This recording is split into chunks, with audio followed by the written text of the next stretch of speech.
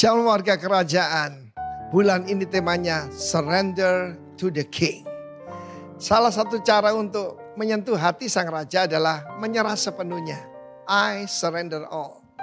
I'm yours and all that I have is yours. Itu baru betul saudaraku. Sebab Tuhan itu Kurios adalah owner, pemilik kita. Nah saudara, dalam Yohanes 12 ada beberapa golongan orang. Seperti saya sampaikan minggu yang lalu. Ada yang jadi musuhnya Tuhan. Yudas Iskariot itu juru kunci saudara. Juru kunci bendahara.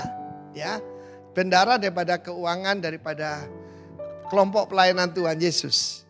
Dia dimasuki roh jahat, dimasuki setan. Jadi musuhnya Tuhan. Ya, dari malaikat bisa jadi setan karena apa? Pride. Di mana malaikat jadi setan? Ketika kita tidak lagi menyembah Tuhan. Ada golongan kedua yaitu murid-murid Yesus. Murid-murid Yesus cuma menganggap Yesus sebagai guru. Ketika dia menyampaikan bahwa dia akan dibunuh dan sebelumnya disiksa, dia akan mengalami dilecehkan. Mereka malah bertengkar siapa yang paling besar di antara mereka. Bayangkan saudaraku. Jadi banyak orang cuma menganggap Yesus sebagai penasehat. Penasihat keuangan, penasihat dalam perkawinan. Ada juga orang yang cuma aji mumpung. Seperti Lazarus.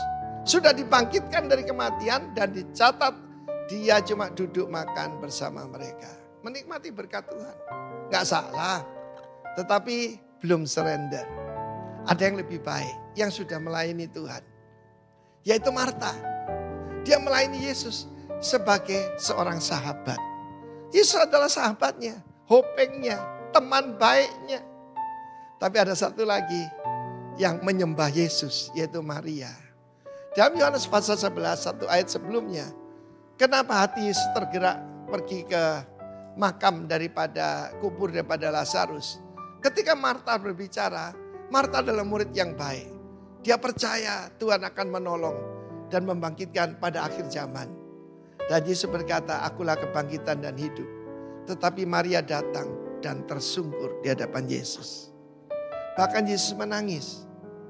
Menangis saudaraku, ikut merasakan penderitaan daripada Maria.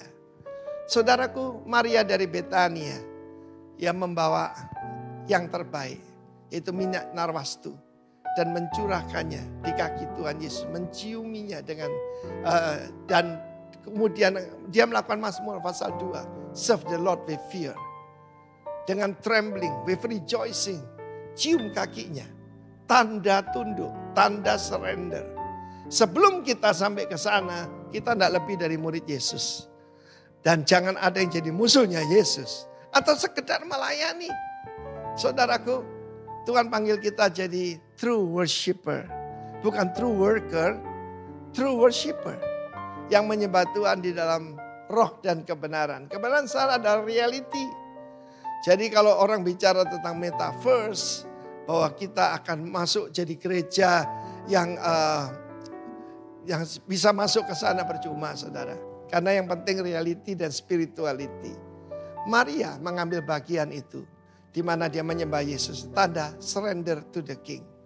Dan kiranya kita semua ya bukan cuma jadi murid yang menerima pengajaran yang indah itu.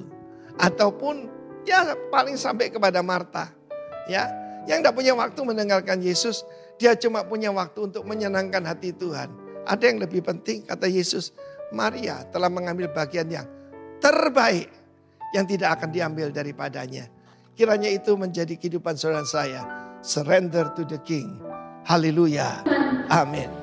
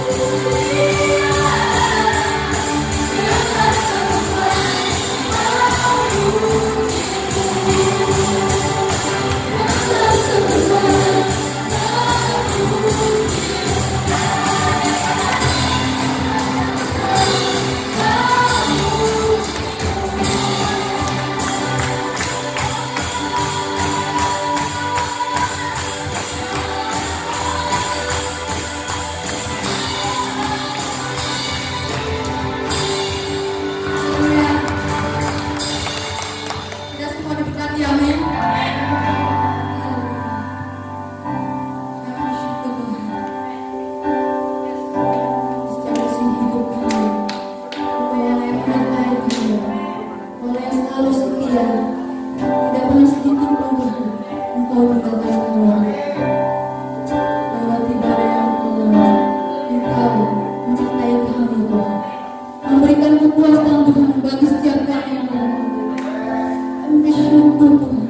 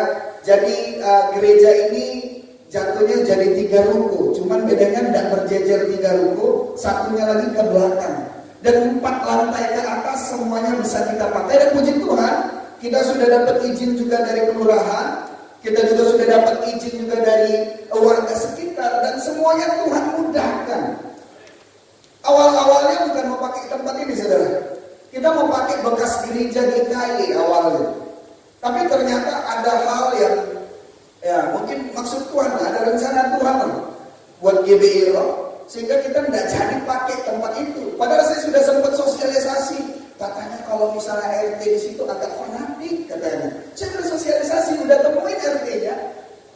Terus sudah ketemu dengan ketua pemudanya. Sudah semuanya sudah aman sebenarnya untuk pakai ruko GKI. Karena GKI kan pindah ke gedung gereja yang lebih besar. Jadi kita mau pakailah awalnya rencananya si bekas gerejanya, bekas sekretariatnya. Tapi ternyata setelah ketemu dengan Pak Ibu RT, ketemu dengan ketua pemudanya, sudah semuanya aman. Besoknya pemilik ruko itu ngabarin kalau ternyata kita tidak bisa sewa ruko itu. Seketika itu juga kita harus dengan cepat mengambil keputusan. Karena kita sudah mau memasuki usia yang ke-1 tahun untuk beribadah di KC. Jadi kita harus upgrade diri. Dan kita juga harus perbaiki supaya kita punya sekretariat. Dan semua kegiatan gereja bisa kita lakukan di gedung gereja sendiri. Tidak perlu di rumah-rumah dan tidak perlu lagi setting-setting alat.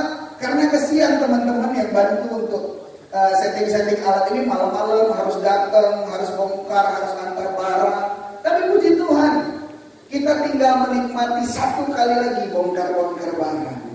Ya, buat jemaat yang mau datang nanti hari Sabtu boleh bantu-bantu. Mana tahu itu dengan kopi kece kan, boleh angkat-angkat nanti semuanya dicium-ciumin mungkin dindingnya. Ini perpisahan kita.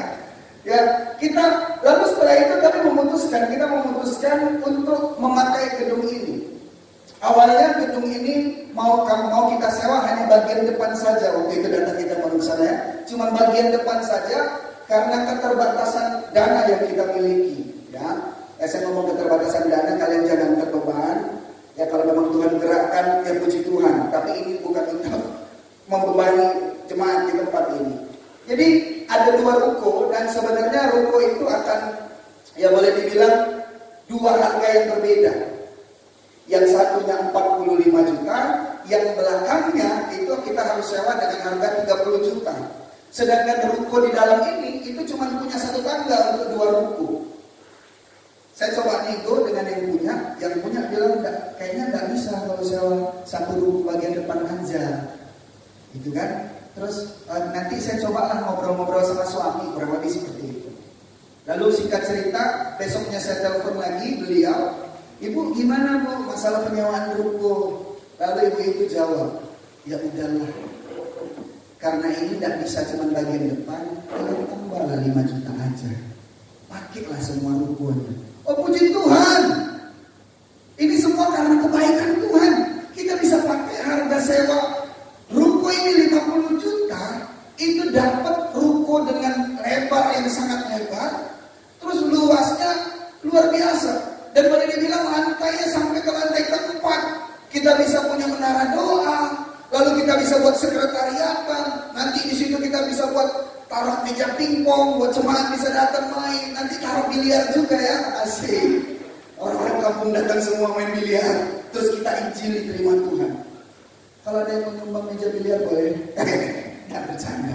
Ya, lalu setelah itu, setelah berproses, akhirnya begitu cepat sekali proses yang kita ambil dengan pemilik ruko ini. Akhirnya setelah dia bilang ya udahlah tambah inilah, saya coba laporan ke pusat, ngobrol sebentar, lalu dibilanglah ya udah kalau gitu rukonya bisa direnovasi dulu.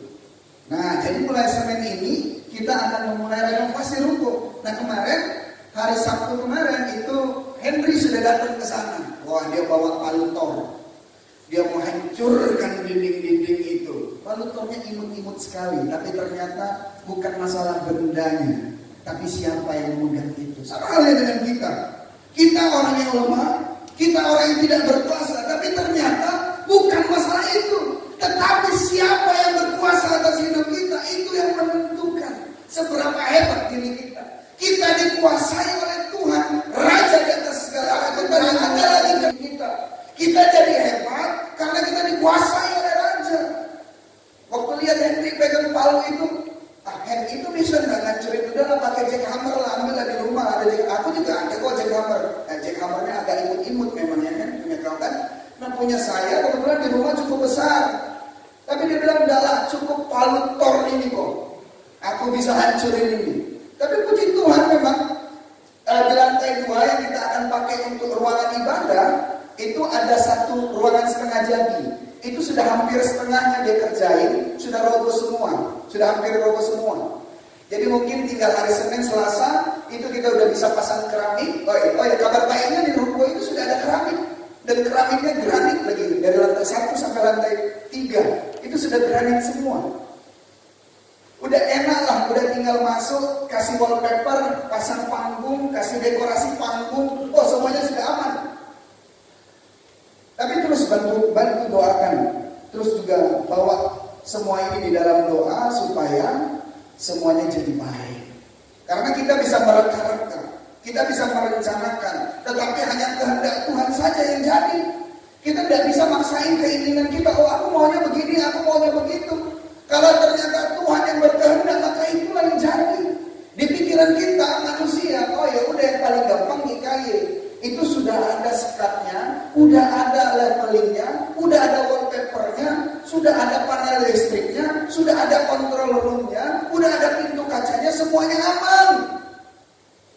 Tapi ternyata di hati H-1 untuk mengambil keputusan, ternyata itu tidak bisa. Karena Tuhan berkehendak yang lain. Nah,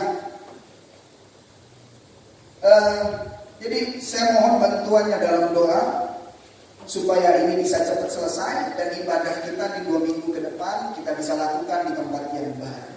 Ya, kita kasih tepuk tangan dulu lah untuk Tuhan buat kebaikan. Ya, baik, saya akan melanjutkan khotbah dari minggu yang lalu, masih tentang surrender to the King. Ini minggu terakhir, minggu penyerahan, minggu berserah kepada Sang Raja. Nah, kalau minggu lalu saya sudah sampaikan, siapa sih orang-orang yang surrender? Itu orang-orang yang surrender adalah the one who pray. Yesus waktu mau menyerahkan hidupnya, waktu dia akan diserahkan untuk menerima kematian, menerima salib, dia datang kepada Tuhan untuk berdoa. Dia bawa 3 orang murid yang dikasihi oleh Petrus, Yakobus dan Yohanes. Lalu dia datang untuk berdoa, "Tuhan, kiranya lalukan cawan ini daripadaku, tapi biarlah kehendakmu saja yang jadi." Kata Yesus. Dia tahu hari-hari yang akan dihadapi itu adalah hari-hari penyiksaan. Tapi dia tahu waktu dia menyerahkan hidupnya, dia harus jadi orang-orang yang berdoa. Yang kedua, kemarin saya sampaikan, orang yang berserah kepada Sang Raja adalah the one who trust. Karena hanya kehendak Tuhan saja yang lebih baik daripada kehendak kita. Rencana Tuhan di atas rencana kita. Tuhan tidak pernah terukur oleh pikiran kita. Tuhan kita maha dari segala maha. Maka kita harus percaya. Waktu kita menyerahkan hidup kita, kita percaya bahwa seseorang atau Tuhan yang memegang hidup kita, dia berkuasa lebih daripada kita. Yang terakhir kemarin saya sampaikan tentang who is the one who surrender is the one who face. Waktu kita percaya kepada Tuhan dan kita serahkan hidup kita, kita tidak lagi jadi takut. Kita tidak lari dari masalah. Kita tidak menghindar dari masalah. Tetapi kita adalah orang-orang yang menghadapi setiap pergumulan dengan iman dan percaya, mengandalkan doa kita kepada Tuhan, sehingga Tuhan akan turun tangan. Nah, hari ini saya akan melanjutkan poin selanjutnya. Who is the one who surrender? Baik, kita buka Galatia 5 ayat 24 sampai 25. Firman Tuhan bilang begini, barang siapa menjadi milik Kristus Yesus, atau saya terjemahkan lebih bebas, barang siapa menyerahkan dirinya kepada Yesus, ia telah menyalibkan daging dengan segala hawa nafsu dan keinginannya. Ia telah kehilangan kuasa atas kehidupannya. Jikalau kita hidup oleh Roh, baiklah hidup kita juga dipimpin oleh Roh. Waktu kita berserah kepada Tuhan, waktu kita berserah kepada Yesus, kita menyerahkan hidup kita secara penuh kepada Tuhan, maka kita kehilangan kuasa atas diri kita. Kita adalah makhluk-makhluk roh. Begitu roh kita hilang dari diri kita, maka kita hanya akan menjadi jenazah. Kita hanya akan menjadi mayat. Rohlah yang bikin kita hidup. Dan puji Tuhan bahwa Tuhan memberikan rohnya kepada kita.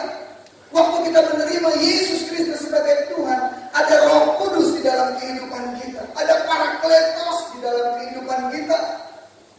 Roh Kudus adalah roh yang menolong kita. Roh Kudus adalah roh yang menghibur kita. Roh Kudus adalah roh yang menuntun kita di dalam keseharian kita. Maka sudah seharusnya sebagai orang-orang yang berserah kepada Tuhan, maka kita harus dipimpin oleh roh yang menguasai kehidupan kita. Bukan roh kita, bukan diri kita, bukan logika kita. Tapi bagaimana kita memberikan diri kita untuk dipimpin oleh Roh Kudus. Banyak dari kita mungkin ada di tempat ini, seringkali waktu melangkah menghadapi masalah misalnya, atau memulai sesuatu yang baru misalnya, selalu mengandalkan pikiran kita.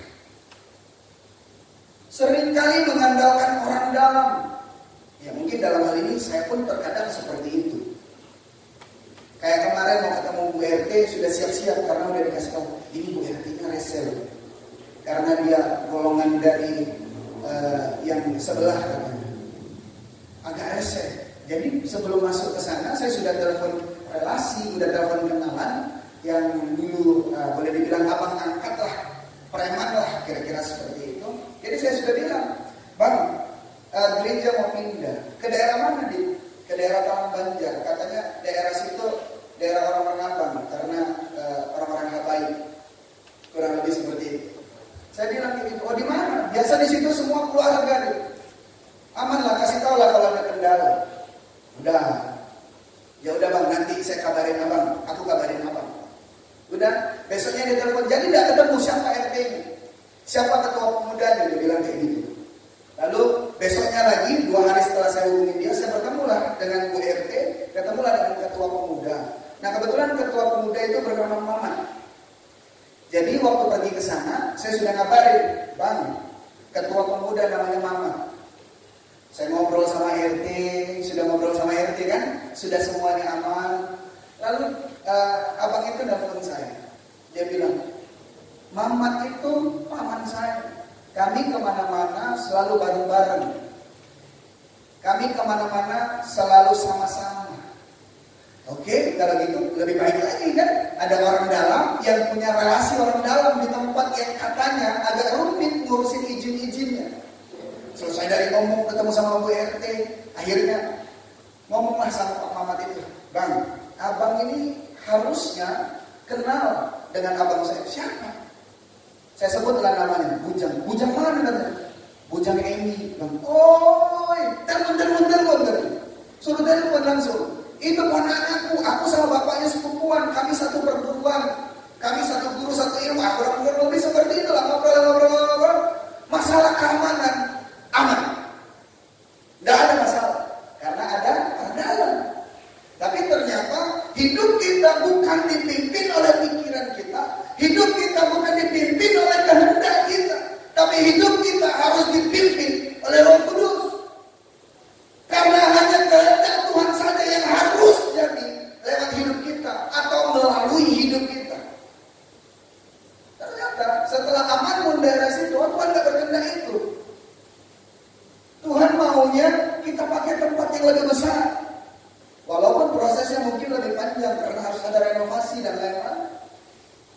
Kita bisa lihat, kita dapat tempat yang lebih baik. Kalau yang sebelumnya itu cuma 2 lantai, ruangan ibadahnya itu cuma 5 meter kali 10 meter, sekitar 10 sampai 12 meter, berarti 60 meter persegi. Nah tempat yang baru, yang ini, yang tadi yang orange tadi itu tempat ibadahnya sudah saya ukur, lebarnya 7,5 meter, panjangnya 13 meter. Jauh lebih besar tempat ibadahnya, jauh lebih megah bangunannya, lantainya pun lebih banyak. Ternyata kehendak Tuhan waktu kita memberikan diri kita dipimpin oleh Roh, kita membiarkan kehidupan kita. Dia menjadikan yang lebih baik daripada apa yang kita pikirkan. Dia menjadikan lebih baik daripada apa yang kita rancangkan. Kadang-kadang kita ini sering, bukan kadang-kadang, suka sekali kepo atau sotoy kalau kata orang sekarang. Ya kan? Kita udah tahu nih, kita tidak tahu mau pergi ke sana, jalannya kemana, kita pakai GPS lah. Terus kita masukin lah, tulislah namanya di situ. Kayak kemarin kami, karena udah tidak tahu tempatnya, kan kebetulan ada pelayanan di GTDI di Simpang Rimbu. Dengan PD nggak pergi pakai GPS, karena ada petunjuk sedikit-sedikit. Oh, katanya habis terminal ada gapura besi belok kiri katanya. Rupanya gapura besinya bukan di lorong. Ini lorong, gapura besinya di tanah kosong. Ternyata itu gawang sepak bola. Pantesan kok lewat-lewat, kok enggak ada ya? Lorong yang ada gapura besinya, telepon enggak diangkat. Akhirnya pakailah GPS. Pakai GPS, oh ternyata ini harus muter, udah kelewatan. Udah lewatan. Dan gawang itu sudah kita lewatin sebenarnya. Lorong itu sudah kita lewatin sebenarnya. Akhirnya muter, ikutin GPS, baru belok, ikutin jalan sampai ke tempat tujuan. Nah kita ini kadang-kadang lebih pintar daripada satelit yang harganya miliaran rupiah. Kita ini kadang-kadang lebih hebat daripada Tuhan yang berotoritas dalam hidup kita. Tuhan udah bilang, harusnya begini. Ada aturan, harusnya kan ini bisa dilakukan dengan begini. Harusnya aku bisa tempuh jalan yang lain. Oh nanti aku bisa lewat jalan pintas. Ternyata jalan pintas itu ada orang kondangan, nggak bisa lewat kita. Ya kan? Nah Tuhan sudah bilang kalau kau lewat jalan sini kau akan aman. Ya udah kita nurut. Karena Tuhan lah yang memimpin kehidupan kita, bukan diri kita. Tuhanlah yang berkuasa atas kehidupan kita. Waktu kita memberikan hidup kita, anggaplah mungkin remote control TV. Kita bilang, Tuhan, aku kasih remote ini. Jadi yang bisa mencet remote siapa? Tuhan. Bukan diri kita lagi. Yang bisa mengontrol TV siapa? Tuhan. Bukan diri kita lagi. Waktu kita membawa hidup kita kepada Tuhan, kita serahkan dengan sadar dan penuh ketundukan dan penuh hormat kepada Tuhan. Maka Tuhan yang berkuasa atas kehidupan kita. Kita biarkan Roh Kudus memimpin hidup kita. Maka sebelum memulai sesuatu, haruslah kita tanamkan di dalam pikiran kita. Oh, aku harus bertanya dulu sama Tuhan. Aku harus ngomong dulu, Roh Kudus, aku harus ngapain? Tuhan, aku harus buat apa? Ini bagaimana Tuhan? Aku mau ketemu sama orang ini loh. Nanti bagaimana Tuhan? Oh Tuhan, tolong aku, berikan aku hikmat Tuhan supaya aku bisa ngomong dengan baik. Bukan sekonyong-konyong atau ujuk-ujuk. Oh, kata itu juga lagi tahu, ujuk-ujuk. Jangan ujuk-ujuk. Kita mau andalkan kemampuan kita sendiri. Dan begitu kita nyasar, akhirnya kita tetap balik pakai GPS. Enak GPS-nya masih ada kuota. Nah kalau tidak ada kuota, habis kuota. Enak baterai HP-nya kalau masih ada. Nah kalau baterainya habis, kita sudah kehilangan kesempatan. Apa bisa kita masih mengandalkan Tuhan? Apa bisa kita masih mengandalkan GPS ini? Seharusnya dari awal udah, kalau kau tidak tahu, kau sudah tahu ketidaktahuanmu, maka gunakanlah GPS. Waktu kita sudah menyerahkan diri kita, kita sadar bahwa kita ini di bawah kuasa Tuhan. Kita ini di bawah kendalinya Tuhan. Maka kita biarkan Tuhan memimpin kehidupan kita. Amin. Waktu Tuhan pimpin hidup kita, tidak perlu muter-muter. Langsung sampai tujuan. Kalau kita ikuti kehendak Tuhan, kita sampai di tempat yang baik dengan kondisi yang baik. Amin. Kita buka Efesus 5 ayat 18. Firman Tuhan bilang begini. Dan janganlah kamu mabuk oleh anggur, karena anggur menimbulkan hawa nafsu. Tetapi hendaklah kamu penuh dengan Roh. Efesus 5 ayat 18. Boleh bantu? Saya baca sekali lagi ya. Dan janganlah kamu mabuk oleh anggur, Karena anggur menimbulkan hawa nafsu, tetapi hendaklah kamu penuh dengan roh. Penulis membandingkan antara kondisi kita yang mabuk dan kondisi kita yang penuh dengan roh. Ada sesuatu yang penulis ingin sampaikan, bahwa kita manusia yang dipimpin oleh roh harusnya dibawa kuasa roh. Kalau dalam bahasa Inggris, mabuk itu bukan cuma pakai kata drunk.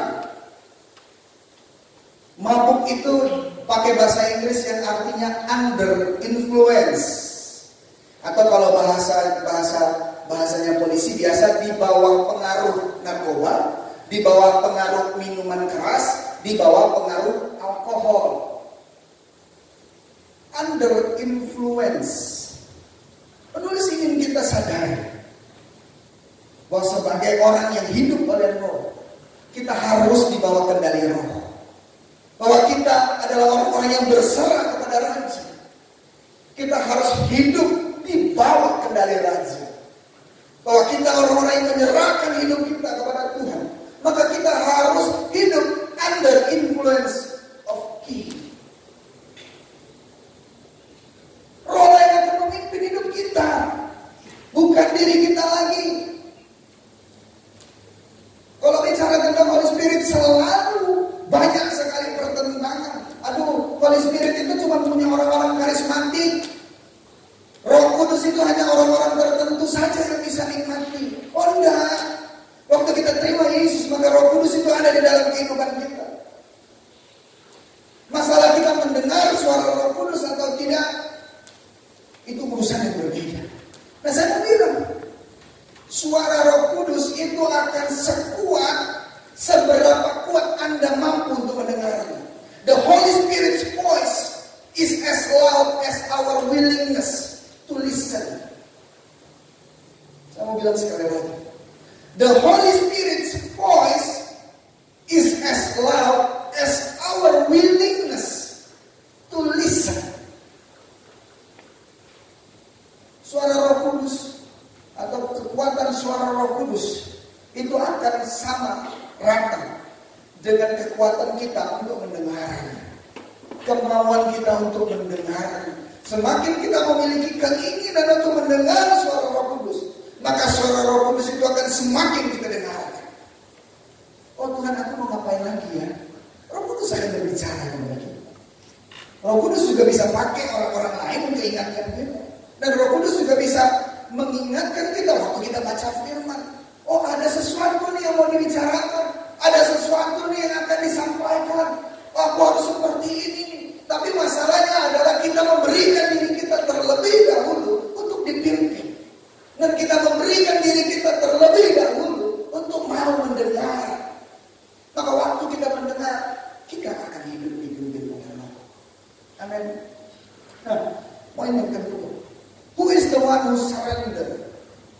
Siapa sih orang-orang yang berserah to the King? Saya mau bilang, the one who put God as his priority. Saya ambil sebuah bacaan tentang orang muda yang kaya dari Matius 19 ayat 16 sampai 26. Kita baca ya. Ada seorang datang kepada Yesus dan berkata, "Guru, perbuatan baik apakah yang harus kuperbuat untuk memperoleh hidup yang kekal?" Nah, ini pun pandangan semua orang di dunia. Jadi untuk bisa masuk surga cukup dengan buat baik. Untuk mendapatkan keselamatan aku cukup menabur kebaikan. Tapi firman Tuhan berkata, Yesuslah jalan dan kebenaran dan hidup itu. Sekalipun mau sebaik apapun, kalau kita tidak memiliki Yesus, maka kita tidak bisa mencapai surga. Tapi kalau kita punya Yesus dan hidup kita menyerupai Kristus, maka kita berhak untuk menerima surga. Lalu dibilang di ayat yang ke-7, jawab Yesus, "Apa sebabnya engkau bertanya kepadaku tentang apa yang baik?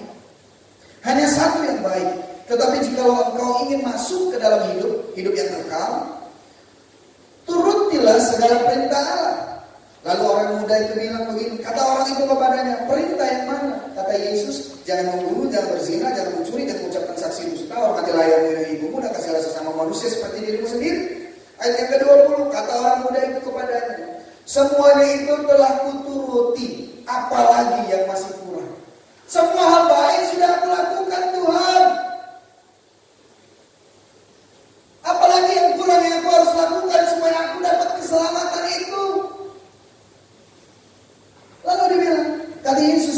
jikalau engkau hendak sempurna, pergilah, jualah segala milikmu dan berikanlah itu kepada orang-orang miskin, maka engkau akan beroleh harta di sorga.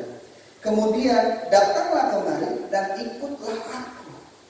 Wow, orang kaya, masih muda, pasti penuh ambisi, lagi seneng-senengnya punya kekuasaan, punya kekayaan. Terus waktu datang sama Yesus, aku dapat banyak aksi sosial, aku udah kasih makan banyak orang, aku udah buat hal-hal baik di luar sana. Orang yang tidak punya kerja, aku kasih kerja.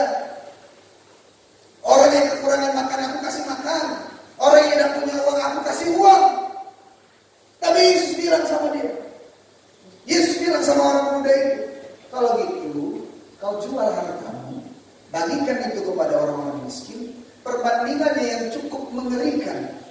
Udah jual harta, baru ikut aku. Nah pertanyaannya, apakah ikut Yesus harus miskin? Tidak. Ikut Yesus tidak harus miskin. Tapi Tuhan mengajarkan kita bahwa Dia lebih daripada apapun juga. Dia yang memberkati kita sehingga kita jadi kaya. Jangan kita menjadikan kekayaan kita menjadi berhala di dalam hidup kita. Seringkali kita taruh kekayaan itu jadi prioritas. Harta itu jadi satu tolak ukur pencapaian. Akhirnya Yesus, Tuhan, yang memberikan kita kesuksesan dan pencapaian kesuksesan karir, kekayaan, jabatan dan lain-lain, akhirnya jadi nomor sekian. Perbandingannya apa? Kau jual, kau ikut aku. Kau jual, kau datang kepadaku, kau ikut aku. Ngeri ya? Sebenarnya bukan cuma tentang kekayaan. Kalau kita bicara tentang harta, banyak sekali orang berpikir bahwa semua harta itu selalu bicara tentang materi. Dan tidak semua tentang materi. Hartamu apa? Talentamu. Hartamu apa? Keluargamu. Hartamu apa? Jabatanmu. Hartamu apa? Tinggalkan itu dan ikut Yesus. Dalam artian, jadikan Dia lebih dari segalanya. Waktu kita menyerahkan hidup kita, berserah kepada Sang Raja, kita percaya penuh di Tuhan yang berkuasa memimpin kita lewat Roh Kudus, maka kita harus menempatkan Dia menjadi prioritas kita. Oh, saya mau bilang, pergumulan, permasalahan itu tidak pernah lebih besar dari Tuhan. Iblis tidak pernah lebih besar dari Tuhan. Tapi Tuhan hanya memperbandingkan dirinya dengan uang. Tuhan hanya memperbandingkan dirinya dengan mamon, dengan harta, dengan idol, dengan berhala. Kita tidak bisa mengabdi kepada dua Tuhan. Firman bilang, kepada aku dan kepada uang. Atau saya mau bilang, kepada Tuhan dan kepada harta yang kita miliki. Tidak bisa. Kalau kita mau ikut Yesus, kita berserah kepada Tuhan. Jadikan Dia priority number one in our life. Lalu di situ dibilang, ayat yang ke-22, ketika orang muda itu mendengar perkataan itu, pergilah ia dengan sedih sebab banyak hartanya. Ya harta kan tidak cuma uang ya, saya bilang ya, bisa jadi rumah, ladang, ya kan, keluarganya adalah hartanya, tidak cuma tentang uang. Dan Tuhan memperbandingkan dirinya dengan harta, dengan uang. Kita bisa dengan gampang kok ngasih waktu kita, ngasih ide kita, ngasih tenaga kita, tapi begitu memberikan yang kita bilang memberi uang, itu sulitnya minta ampun. Makanya sampai sekarang ada lagu yang agak menyesatkan. Terima kasih 1000 pada Yesus Tuhanku. Jadi 1000 udah cukup. Aku ngasih 1000 memang kau enggak apa-apa, tapi kalau gereja butuh tenaga, aku datang. Gereja butuh waktu, aku datang. Tapi Tuhan tidak memperbandingkan dirinya dengan kemampuanmu. Tuhan tidak pernah memperbandingkan dirimu dengan apa yang kau punya, waktu, pikiran, enggak. Tapi waktu kita mengikut Kristus, maka ada yang harus kita korbankan, dan yang paling berat yang harus kita korbankan adalah harta kita. Jual itu semua. Dan bangun gereja. Oh dah. Nanti baru pulang dari sini semua ke showroom motor kan. Dan ini motorku berapa? Oh, mau beli AC gereja. Oh tidak seperti itu. Ya. Jangan tersesat dengan perkataan pembicaraan ya. Terima itu dengan hikmat yang dari Tuhan. Ya. Oke. Saya mau bilang, sekalipun dengan uang, seberapa kaya pun manusia, kalau Tuhan sudah bilang kau sakit, kita akan sakit.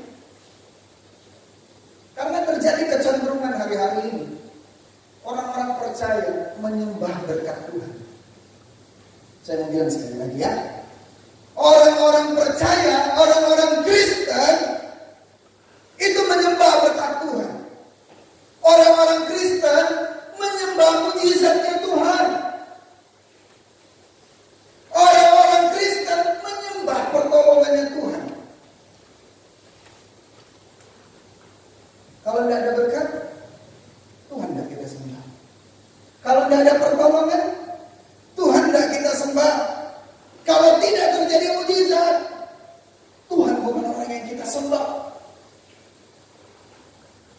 Seharusnya kita tempatkan Tuhan sebagai prioritas. Selebihnya hanya bonus.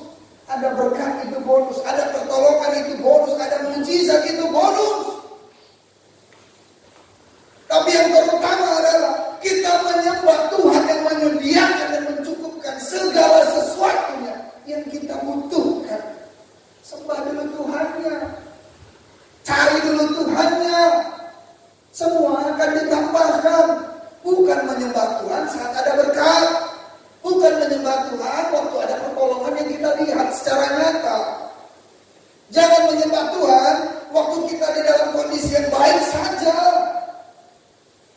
Even though we are in hard condition, keep pray.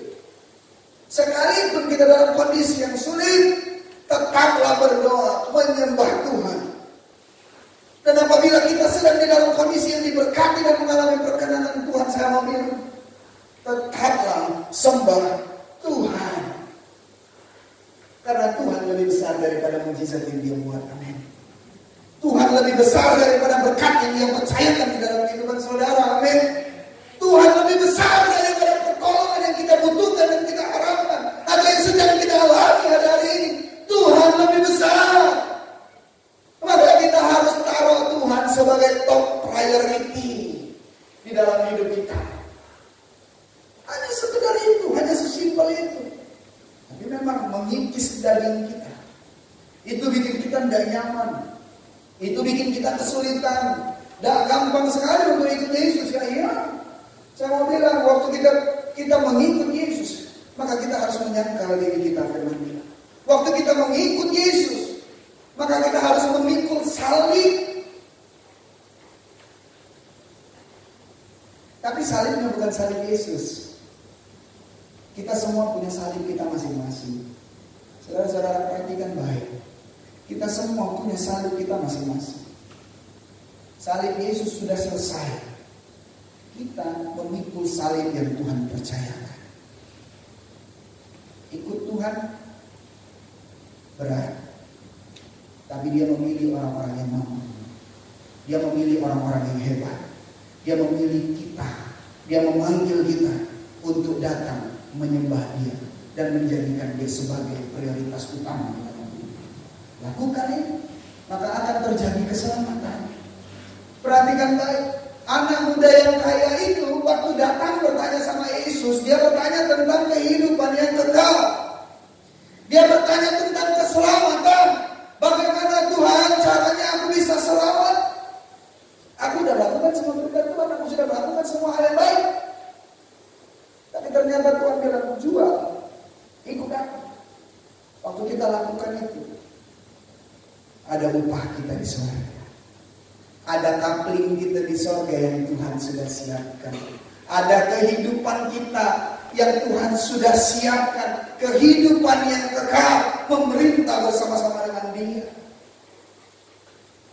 Lakukan itu. Setuju? Mau menempatkan Tuhan sebagai prioritas utama kita? Amin. Lebih daripada harta kita. Agak takut aminnya. Padahal di sini pun tidak pernah dikhotbahkan tentang buah sulung, Bang ya. Apalagi cuman itu kan, tidak pernah diceritakan tentang perpuluhan lo di sini. Padahal itu kewajiban. Ini dibilang, ayo jual harta untuk Tuhan. Ikut Tuhan lebih daripada apapun. Hah? Amin. Berani jual hartamu untuk Tuhan. Berani jual sesuatu, lepaskan sesuatu yang berharga menurutmu dan berbalik mengikut kepada Tuhan. Amin. Cuma 2 orang. Tidak apa-apa, yang 2 nanti berdampak. Tidak ada amin ini betulan. Amin lah. Ya, yang terakhir. Senang sekali pasti dengar yang terakhir ya. Ya itu. Ulangi. Ini yang terakhir. Kecewa ya? Ini yang terakhir. Senang kalau dengar-dengar yang gini. Pasti diberkati Tuhan. Amin. Oke. Saya diberkati dengan pertemuan kami di Komsel beberapa hari yang lalu. Ada firman Tuhan yang disampaikan tentang comfort zone. Dan diambillah cerita tentang Zakheus. Kalau kita tahu dan kita belajar tentang cerita dari Zakheus, di situ kita akan tahu latar belakangnya Zakheus itu orang yang seperti apa. Nah, Zakheus itu dicatat sebagai orang yang pendek. Tapi sebenarnya kalau kita baca terjemahan aslinya, dia bukan cuma pendek, tapi dia adalah orang yang kerdil, midget. Atau ada bahasa Inggrisnya short apa ya, kemarin lupa pula. Ada, pokoknya orang itu mengalami gangguan lah dalam pertumbuhannya sehingga dia jadi orang yang kerdil. Nah, Zakheus ini seorang kepala pemungut cukai. Kalau dalam bahasa aslinya dia pakai kata supervising. Jadi dia tidak memunguti cukai, tapi dia jadi manajer. Dia memanage, dia supervising lah, mengawasi orang-orang yang memungut cukai. Jadi dia ini bos, dia punya jabatan, dia punya kedudukan. Lalu di situ juga disebutkan di ayat yang ketiga, di ayat yang kedua, ia seorang yang kaya. Yang pertama dia seorang yang kerdil, dia orang yang ya kita bilang cacat bawaan lahir, dia kerdil kayak pucuk baba gitu. Lalu dia seorang kepala pemungut cukai, dia memanage lah pemungut cukai, orang-orang yang berurusan dengan pajak. Dan ia seorang yang sangat kaya. Kalau dalam bahasa Inggris dia pakai bukan kata rich, tapi quiet rich. Artinya itu sangat kaya. Nah, dalam perjalanannya ia berusaha untuk melihat orang apakah Yesus itu. Jadi sebelumnya dia sudah dengar cerita. Yesus itu Tuhan, Yesus buat mujizat, Yesus mengajar di sana sini. Banyak sekali yang mengikuti Yesus di dalam perjalanannya. Jadi dia penasaran. Lalu dibilang, berusaha untuk melihat orang apakah Yesus itu. Tetapi dia tidak berhasil karena orang banyak. Sebab badannya pendek. Karena dia kerdil, dia sudah berusaha melihat sana sini. Tidak ada yang bisa bantu dia lah untuk melihat Yesus. Kurang lebih seperti itu. Lalu ayat yang keempat bilang begini, maka berlarilah ia mendahului orang banyak. Lalu memanjat pohon ara untuk melihat Yesus yang akan lewat di situ. Jadi Yesusnya itu belum lewat, tapi jalurnya tuh udah kelihatan. Ini bakal lewat sini nih. Si Zakheus itu berlari dengan keterbatasannya, dia pendek, otomatis kalau berlari itu pasti lucu. Orang kerdil kalau lari kan lucu. Kalau kalian kita pernah lihat film yang diperankan oleh Ucok Bapak, kalau dia lari itu lucu sekali. Dan lari otomatis jangkauannya juga pendek karena kakinya pendek. Dan yang berlari ingin melihat Yesus, saya yakin bukan cuma Zakheus, karena Yesus sangat top waktu itu. Lari Zakheus, orang lain juga berlari. Bukan cuma Zakheus, dengan keterbatasannya dia berlari untuk melihat orang apakah Yesus itu. Oh, ternyata udah berlari dia tidak bisa juga tetap melihat Yesus. Lalu dia ambil keputusan, oh ini Yesus akan lewat jalan ini nih. Aku mau manjat dulu. Nah, kalau misalnya zaman dulu itu ada yang masang-masang internet, agak enak. Sering kita lihat di jalan-jalan itu ada yang tangga-tangga kan, orang-orang manjat itu. Zaman itu nggak ada MDL, nggak ada IndiHome. Jadi dia kalau mau memanjat pohon itu dia harus andalkan kemampuannya sendiri. Sedangkan dia seorang kerdil. Otomatis orang yang kerdil itu pasti susah sekali mau manjat pohon. bukan kerdil, anak-anak lah. Kita suruh manjat pohon itu pun pasti nggak gampang. Apalagi kalau misalnya dia mau lihat orang atau mau melihat sesuatu di dalam kerumunan, itu pasti sulit sekali kalau tidak dapat pohon yang tinggi. Harus manjat pohon yang cukup tinggi. Jadi dia manjat dengan keterbatasannya, dia panjat pohon arang, lalu dia tunggu Yesus untuk lewat. Karena di situ diceritakan Yesusnya belum lewat, akan lewat ke tempat itu. Lalu setelah dia memanjat pohon itu yang akan lewat di situ, ketika Yesus sampai ke tempat itu, ia melihat ke atas dan berkata, Zakeus, segeralah turun, sebab hari ini aku harus menumpang di rumahmu. Nah, saya mau jelaskan. Itu adalah pertemuan Yesus yang pertama kali dengan Zakeus. Belum pernah Yesus ketemu sama Zakeus sebelumnya, dan Zakeus ini bukan penonton bayaran yang dibayar untuk hore-hore, enggak. Ini pura-pura tidak ketemu, belum kenal, rupanya sekarang sudah kenal yang sudah dibayar, enggak. Zakeus itu orang yang belum pernah ditemui oleh Yesus. Tapi begitu dia berusaha untuk meninggalkan zona nyamannya. Dia sudah kaya. Dia sudah punya jabatan. Dia ngurusin orang-orang kok. Dan dia sangat kaya raya dicatat. Dia meninggalkan apa yang menjadi kenyamanannya. Dia berlari dengan keterbatasannya. Dia memanjat dengan keterbatasannya. Sampai di atas, ternyata Yesus memanggilnya dengan namanya. Zakeus, turunlah. Sebab aku akan menginap di rumahmu. Oh, ini sesuatu yang sangat supranatural. Bahwa seperti yang saya sampaikan, tidak ada satu hal pun yang terjadi tanpa seizin Tuhan dan terjadi karena kebetulan. Semua hal terjadi karena ada maksud Tuhan. Semua hal terjadi karena ada rencana Tuhan. Dan ternyata memang ada rencana Tuhan yang luar biasa atas kehidupan Zakeus. Waktu Zakeus meninggalkan his comfort zone, dia dipanggil oleh Yesus. Zakeus akan menginap ke tempat tinggal. Terjadi perbincangan di kalangan orang-orang di seputaran situ. Kok bisa Yesus, Rabi, Guru mau tinggal di rumah Zakeus? Dia adalah seorang pemungut cukai. Dia suka meresin orang. Kadang-kadang kan kita ada di posisi itu. Kita di posisi seperti Zakeus, yang penuh dengan kesalahan, merasa berdosa, ada penghakiman, orang-orang di sekitaran kita ngomongin kita, orang itu orang berdosa, tidak mungkin dia dipakai Tuhan. Orang itu orang berdosa, tidak mungkin Tuhan hadir di dalam rumahnya. Tapi Yesus bilang, aku datang ke dunia untuk menebus orang-orang yang berdosa dan orang-orang yang terhilang. Waktu kita mau break our limit, kita mau keluar dari comfort zone-nya kita serahkan hidup kita kepada Tuhan.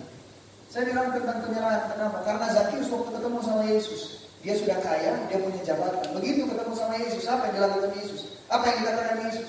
Apa yang dikatakan Zakeus? Guru, aku akan menjual hartaku, akan kubagikan. Kalau nanti ada yang aku peras dari orang-orang, aku akan kembalikan 4 kali lipat. Dia harus serahkan hartanya, sesuatu yang dia banggakan. Fisiknya tidak bisa dia banggakan.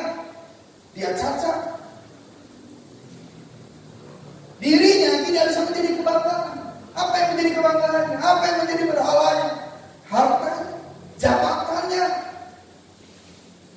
Tetapi waktu dia berserah kepada Tuhan dan dia meninggalkan comfort zone-nya dia. Wow, Tuhan bilang apa? Ada keselamatan terjadi di dalam rumah ini. Ada keselamatan terjadi untuk orang-orang yang seperti Zakeus sekalipun.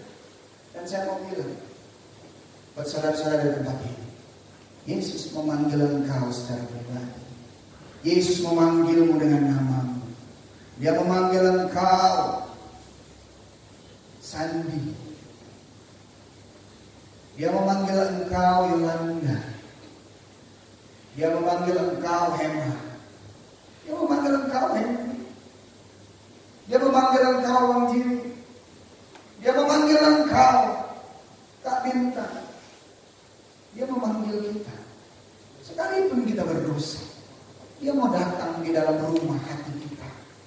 Dia mau datang ke dalam rumah kita. Dia mau selamatkan kita. Karena itulah tujuan dia datang ke dunia. Buat kita orang-orang yang berserah kepada Raja. Maka kita akan mendapatkan keselamatan. Jangan pikirin tentang kelemahan kita.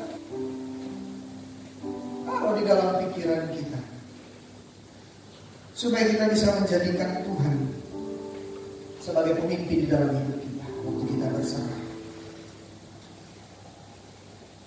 Dan kita juga bisa menempatkan Tuhan sebagai prioritas utama di dalam hidup kita. Dan kita bisa keluar daripada zona nyaman kita. Dan kita akan melihat bagaimana Tuhan bekerja di dalam hidup kita. Karena dia mengenal kita secara pribadi.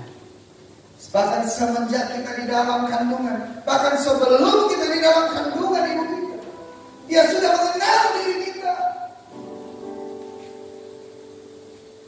Dan dia mau berkata,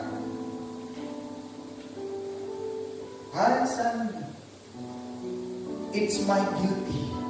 Adalah kewajibanku kalau dalam bahasa aslinya untuk ada di dalam rumah orang-orang yang berdosa sekali.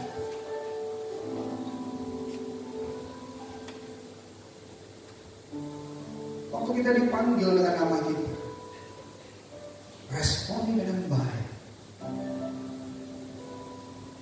Responi dengan baik. Bahkan pelayanan Yesus pun hanya 3 tahun. Berarti ada durasi. Apakah panggilan itu masuk di dalam hidup kita? Kita dengarkah atau tidak? Waktu kita dengar, kita responkah atau tidak? Kalau kita dengar, responi dengan baik dan berikan diri kita kepada Tuhan dan biarkan dia berkuasa di dalam hidup kita. Percayalah, tidak ada yang lebih baik daripada Tuhan kita. Tidak ada yang lebih besar daripada Tuhan kita. Tidak ada yang lebih hebat daripada Yesus Kristus Tuhan. Waktu kita menyerahkan hidup kita to the Almighty God, oh, kita tidak perlu khawatir. Kita tidak perlu takut.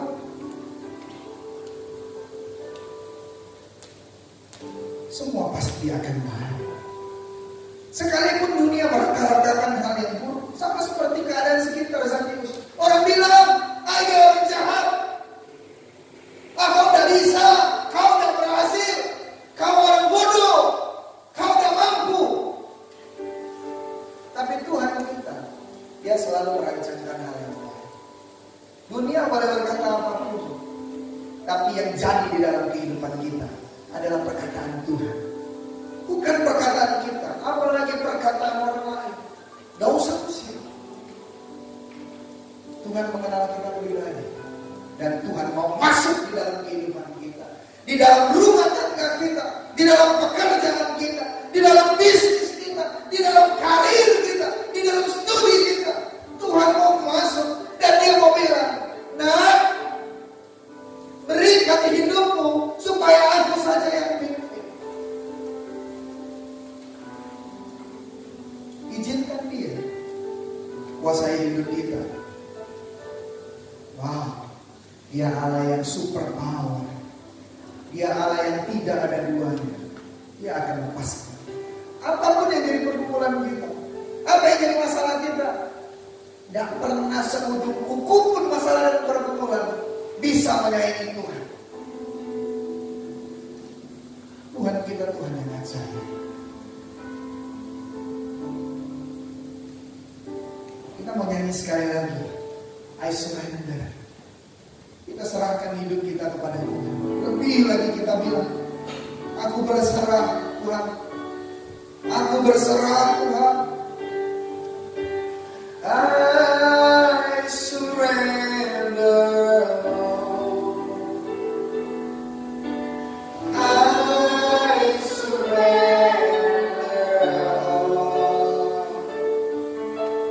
Oh, to Thee, my blessed Savior, I surrender. Saya udah nyemat buat berdiri. I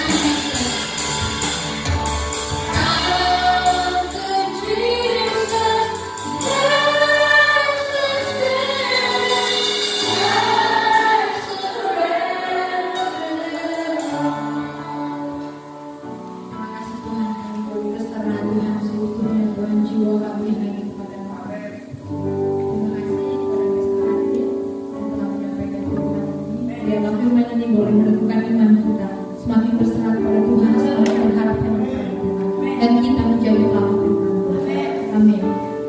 Sebentar kita akan mempersiapkan persembahan kita sambil kita menyaksikan news minggu ini.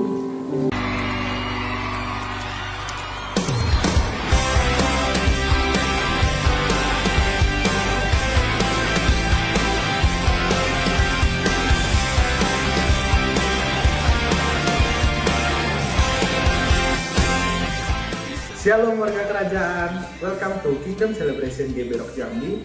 Bersama saya Jeff Vincent, saya mengcaster Anda minggu ini. Sebentar kita akan menyaksikan info GB Rock dalam sepekan. Jangan lewatkan Kingdom Celebration yang dilaksanakan setiap hari Minggu jam 10 pagi bertempat di Main Hall Kopi Kece. Bagi Bapak Ibu Saudara-saudari yang butuh bilannya secara pribadi, dapat menghubungi kontak person berikut ini.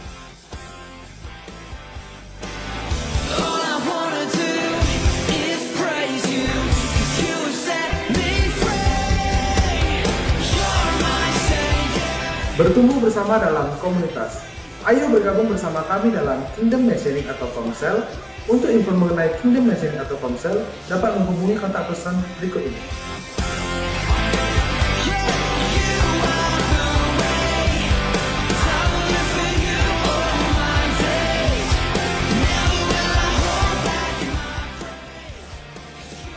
Setiap informasi mengenai kegiatan GB Rock Jambi dapat diakses melalui grup WhatsApp Kingdom Family. Bagi Bapak Ibu Saudara-saudari yang ingin bergabung dalam grup WhatsApp, dapat mengisi formulir yang telah dibagikan oleh Asher. Formulir yang telah diisi dapat dikembalikan kepada Asher. Call Center GB Rock Jambi hadir untuk memenuhi segala keperluan jemaat terkasih selama 24 jam. Mulai dari info dan pendaftaran baptisan air, keanggotaan jemaat, pelayanan khusus, pelayanan darurat, pelayanan penghiburan, pemberkatan rumah atau usaha, serta info pelayanan lainnya. Bisa menghubungi call center di bawah ini.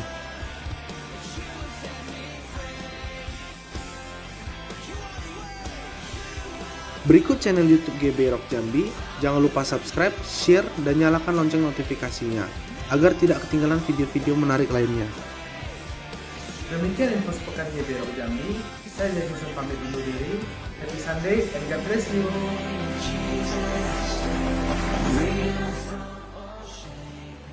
Selamat datang kepada saudara Stephen Lee Simanjuntak, saudari Maria Sofiana. Apabila Bapak Ibu saudara-saudari yang belum memiliki tempat ibadah yang tetap, kami mengundang untuk dapat beribadah bersama-sama dengan kami setiap hari Minggu tempat ini jam 10 pagi. Sebelum kita memberi persembahan kita, mari sama-sama kita baca ayat yang ada di belakang amplop persembahan kita di dalam 2 Korintus 9 ayat 7. Demikian firman Tuhan. Hendaklah masing-masing memberikan menurut kerelaan hatinya, jangan dengan sedih hati atau karena paksaan, sebab Allah mengasihi orang yang memberi dengan sukacita. Mari jemaat saya undang untuk bangkit berdiri.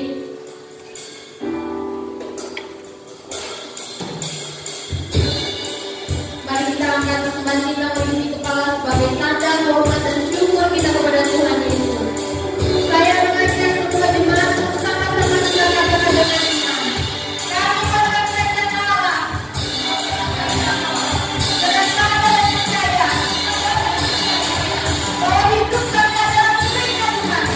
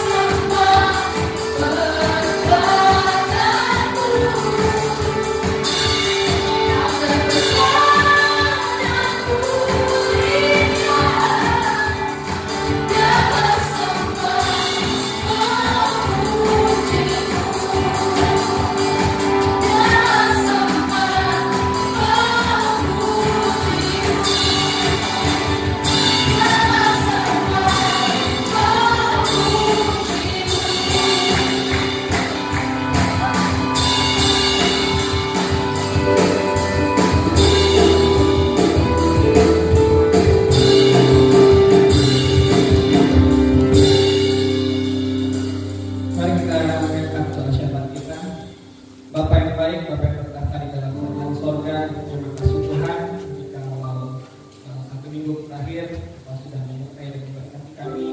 Dan pada hari yang indah ini Tuhan, Engkau masih mengizinkan kami untuk datang bersama-sama berkumpul beribadah Tuhan, untuk memuji, meninggi dan memuliakan nama Tuhan. Terima kasih Tuhan Yesus buat semua anugerah yang Kau berikan Tuhan.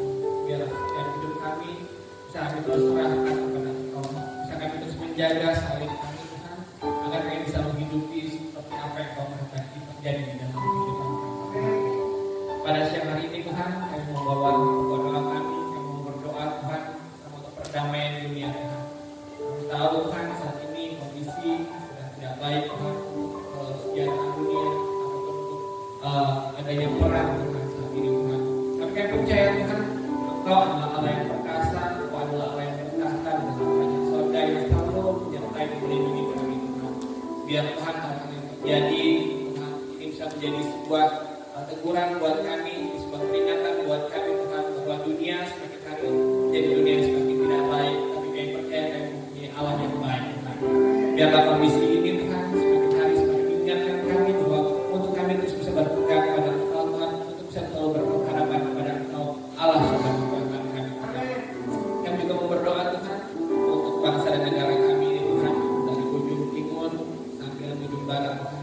Kami berdoa di dalam nama Tuhan Yesus 34 provinsi dari Indonesia, Engkau berkati dan Engkau sertai Tuhan. Menara-menara doa-Mu Tuhan selalu berdiri tegak, memuji dan memuliakan nama Engkau Tuhan, menyembah Engkau sebagai Allah Juru Selamat kami Tuhan. Kami percaya Engkau ada di tengah kami Tuhan. Kami percaya bangsa Indonesia ada di dalam telapak tangan Tuhan Yesus, yang selalu Tuhan Yesus jagai dan Yesus selalu sertai dimanapun apapun yang dilakukan oleh bangsa dan negara kami Tuhan. Kami berdoa buat pemimpin negara kami Tuhan. Kami berdoa buat staf jajaran yang selalu membantu, kabinet yang membantu pemimpin negara kami Tuhan. Biarlah kebijakan-kebijakan yang dibuat Tuhan, kebijakan-kebijakan yang diatur semuanya untuk kebaikan kami Tuhan. Biarlah semua kebijakan yang dibuat adalah kebijakan yang berasal dari kerajaan Allah. Dan biarlah anak-anak Tuhan bisa mengintervensi hal-hal yang terbaik buat negara ini Tuhan. Biarlah anak-anak Tuhan bisa mengintervensi kerajaan surga, hal-hal yang surga untuk bangsa dan negara kami. Kami percayakan Tuhan turun aspek kepemimpinan dari yang paling tinggi sampai yang paling Tuhan. Kami berdoa buat ekonomi Tuhan, kami berdoa buat sosial kebudayaan Tuhan, kami berdoa buat sumber daya alam, sumber daya manusia Tuhan. Kami berdoa dalam nama Tuhan yang juga mulia, kuasa Tuhan terjadi untuk bangsa dan negara kami Tuhan. Kami juga berdoa Tuhan buat kota kami, Kota Jambi Tuhan. Kami percaya Kota Jambi dipimpin oleh pemimpin-pemimpin yang luar biasa, pemimpin-pemimpin yang takut akan Tuhan. Dan kami sebagai anak-anak Tuhan, kami sebagai warga kerajaan Tuhan juga mau mengambil Tuhan tindakan. Kami juga mau mengambil sebuah pergerakan Tuhan, adanya pergerakan Kota Jambi untuk memuliakan Tuhan. Kami percaya Kota Jambi dimenangkan Tuhan. Kami percaya Kota Jambi ada kuasa Tuhan Yesus. Kami berdoa setiap-tiap daerah ya Tuhan. Kami percaya setiap-tiap sudut-sudut wilayah-wilayah yang terjadi ada nama Tuhan yang dipermuliakan. Tuhan Yesus selalu pegang Kota Jambi, Tuhan selalu bawa Kota Jambi Tuhan dimanapun Tuhan ada Tuhan. Kami percaya Kota Jambi ada di dalam tangan Tuhan Yesus Tuhan. Kegerakan yang luar biasa akan terjadi di kota ini Tuhan. Biarkan kami anak-anak Tuhan menjadi alat kegerakan Tuhan untuk kota kami ini Tuhan. Kami juga berdoa buat gereja kami Tuhan. Kami percaya Tuhan iman gereja kami di Bidok Jambi akan menjadi gereja sekota, gereja yang menggunakan banyak jiwa Tuhan, gereja yang bersatu untuk semua gereja yang ada di Kota Jambi, gereja yang membuat kegerakan yang luar biasa untuk kota ini Tuhan, gereja yang benar-benar takut akan Tuhan dan selalu berada di bawah kaki salib Tuhan. Nama Tuhan yang dipermuliakan. Kami berdoa buat pemimpin gereja kami Tuhan, kami berdoa buat pimpinan gereja kami Tuhan, dan kami berdoa buat gembala sidang kami ada di sini Tuhan. Seluruh hal keluar masuknya Tuhan, memberkati pemimpin kami dan gembala-gembala kami. Semua hal keluargaan juga Tuhan memberkati Tuhan. Apa yang menjadi kerinduan, apa yang menjadi cita-cita, dan apa yang menjadi hal yang diimpikan, biarlah nama Tuhan saja yang dipermuliakan. Biarlah semuanya hanya berpusat kepada Engkau. Kami berdoa setiap kami Tuhan, pimpinan gereja kami, yang bahkan seluruh jemaat kami untuk sama-sama belajar, selalu berlutut, menunduk di bawah dalam salib Tuhan, dan selalu menengadah kepada Engkau sumber dan juru selamat kami Tuhan. Biarlah semakin hari kami semakin dalam di dalam Engkau, semakin hari semakin hidup sesuai dengan kehendak Tuhan. Rencana gereja kami untuk berpindah tempat Tuhan, dalam waktu dekat tidak Engkau akan atur Tuhan, keperluannya, kami percaya segala macam bentuk kebutuhannya, Tuhan Yesus sudah siapkan, Tuhan Yesus sudah atur, dan waktu yang terbaik itu Tuhan akan berikan kepada kami. Tempat yang terbaik Tuhan sudah pasti berikan kepada kami, dan semakin hari semakin banyak jiwa yang dimenangkan, bersama-sama kami berkumpul menjadi alatnya Tuhan untuk memuji dan memuliakan nama Tuhan. Rinduan kami Tuhan untuk terbukanya satelit-satelit baru di sekeliling kota Jambi, Tuhan kami juga berdoa Tuhan biarlah pada waktunya, pada tempatnya Tuhan juga akan memberikan yang terbaik. Semoga kami akan menerima berkat